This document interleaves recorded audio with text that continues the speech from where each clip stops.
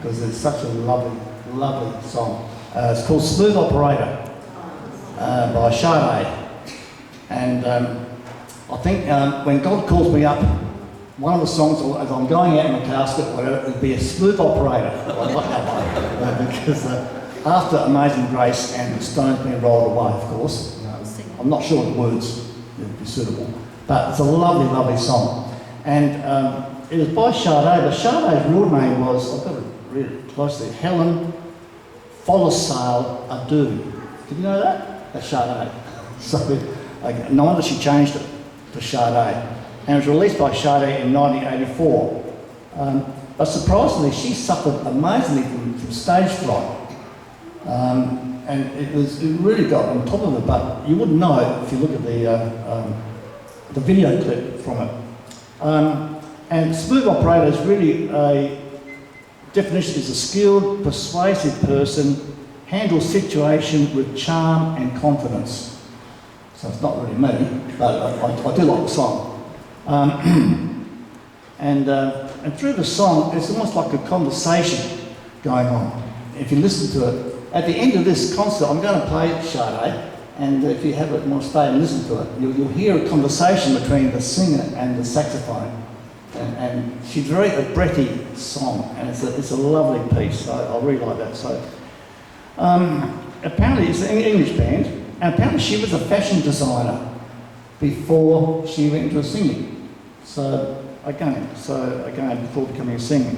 And there is a solo in Smooth Operator, and I always thought it was a guitar, but it's a bass player. The bass player does the solo in Smooth Operator. Now how about that? That's a bit of trivia for you. I'm sure you go to sleep well tonight with that knowledge. This is Smooth Operator.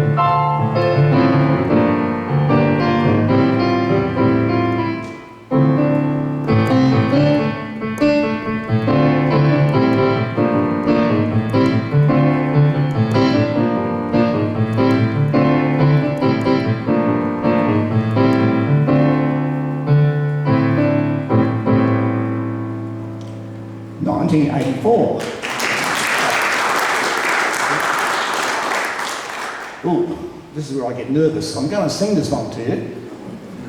So there we go. So sing along and try and drown me out. I've heard some magnificent jazz piano players that can sing just beautifully. They're like that. And so I really want to be like that. But this one, I want to sing it because it's not about my voice. I want you to listen to the words. The words are absolutely amazing, this one. And it's by Harry Chapin, whatever. And you know what goes, Cats in the Cradle. Do you know that one? Some of you would know that one. And it really affected me, these words to the song. And it came out in 1974. And Harry Chapin wrote this with his wife Sandy, and it's released in 1974. The cat's cradle in this one means something intricate or complicated. And it reached #1 on the US Billboard Hot 100 chart in 1974. But it uses the imagery of a father's broken commitments and missed opportunities with his son. And it really influenced me with my children. I've got 3 boys and a girl. And these words really sort of like cut me to the bone, that I really wanted to make sure that with my kids that they would have quality time with their dad. So right from grade 1, when they started grade 1, I made sure that every month they had two days with me, one-on-one, and it'd be breakfast with me, and another night they could do whatever they wanted to. They could go order maybe go-karting or a movie or just something. So again, and I think that is really important. I think to my kids too, that meant a lot as well, that I wasn't absent, and I really tried hard to have that connection. So, Cats in the Cradle. He wrote another song called Taxi, and that again is another sociological one, talking about how this guy's a taxi driver. He wanted to be a jet pilot, but now he's flying in his taxi, and he picks up this lady who's really posh, and he knows her from school, and she really strived to reach the height at Hollywood, but now she's not happy. She's behind this great big fence in a nice big mansion, and she's not happy at all. So it goes to, some things in life, it's best just to appreciate the finer things. Anyway, this is Cats in the Cradle. But if you can understand my words in that, try to listen to the words.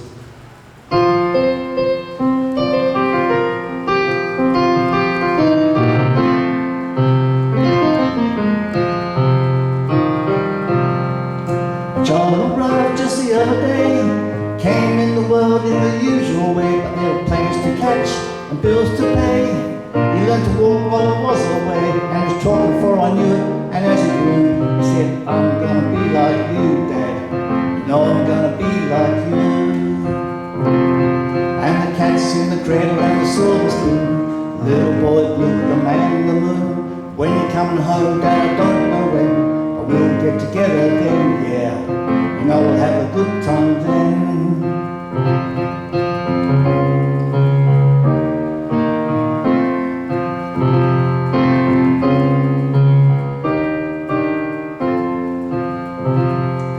Son turned 10 just the other day. He said, "Thanks for the ball, Dad, come on, let's play. Can you teach me to throw?" I said, "Not today, I've got a lot to do." He said, "That's okay," and he walked away and smiled never again. He said, "I'm gonna be like him, yeah. You know I'm gonna be like him." And the cat's in the cradle and the silver spoon, little boy blue and the man in the moon. When you're coming home, son, I don't know when, but we'll get together again, yeah. You know we'll have a good time then.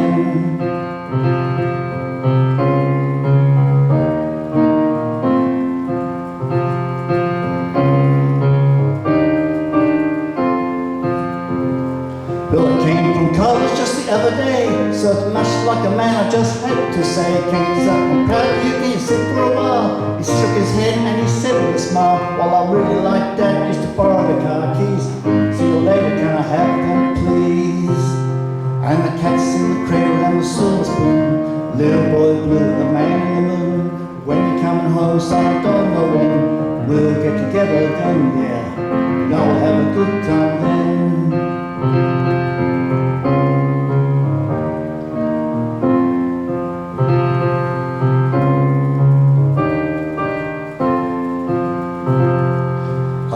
Since retired, my son's moved away. I called him up just the other day. Son, I'd like to see you if you don't mind. He said, I'd love to, Dad, if I could find the time. You see, my new job's a hassle and the kids got the flu, but it's sure nice talking to you, Dad. It's been sure nice talking to you.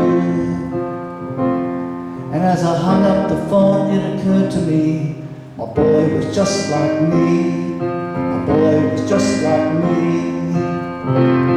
And the cat's in the cradle and the silver spoon, little boy blue and the man in the moon. When you're coming home, son, I don't know when we'll get together then, yeah. You know we'll have a good time then.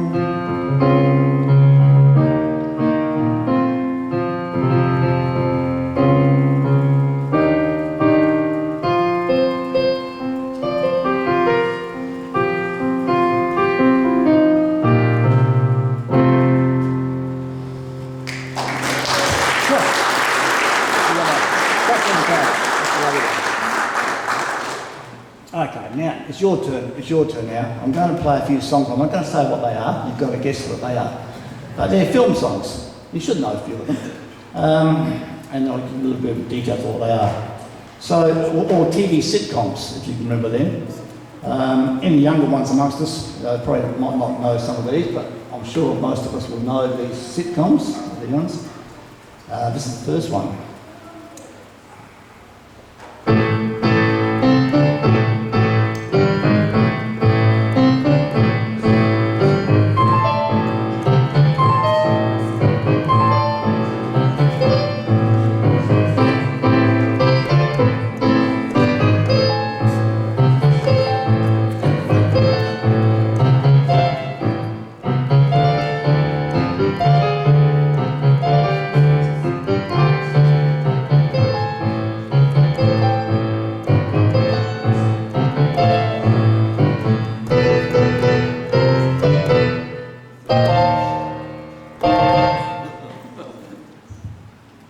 Yes? Any ideas?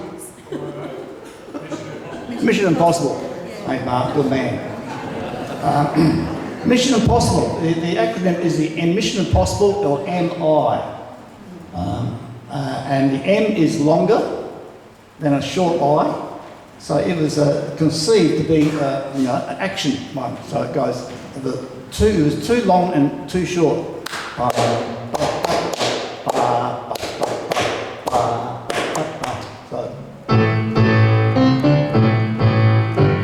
So basically how they work that out. So that's interesting. I found that, yeah. MI. A long one, too long and too short. This next one, number 2. Not many people said that Mission Impossible. Mark did. You guys remember? Oh, you know.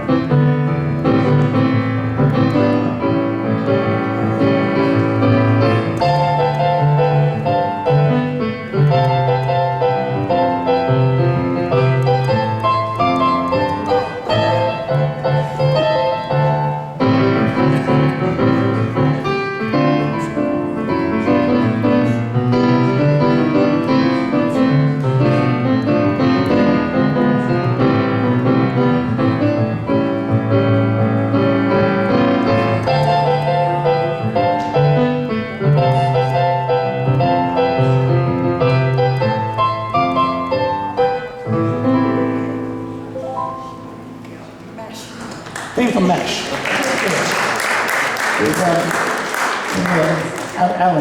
Alan Alda, pronounce it, Alan Alda. So that's a popular series, been for ages too.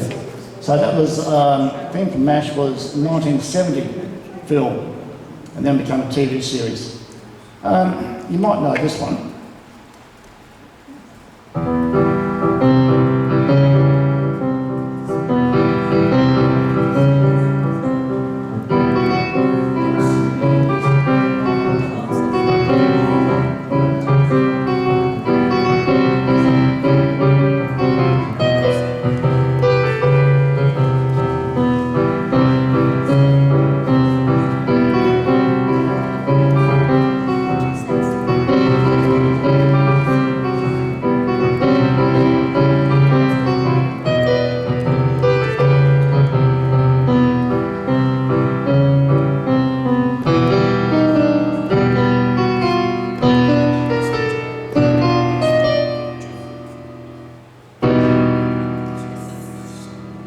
Yes. 007. 007, that's right, yeah. James Bond theme. Don't forget the last chord. 1962, it was made for Dr. No film, that one. You know that, Chris, did you? I saw it in 1962. Oh, excellent. Giving away your age. Yeah. Okay. The next one. Well, I made a bad decision there, next one, because we were in tempo. We played for about 10 years in tempo, and it was more like a high-class band. We had to wear bow ties, and we went to high-end places, dead balls, weddings, those sort of things. And I really enjoyed that time because the weddings were good fun. You know, they gave you free feed as well, and they paid you, and everyone's happy.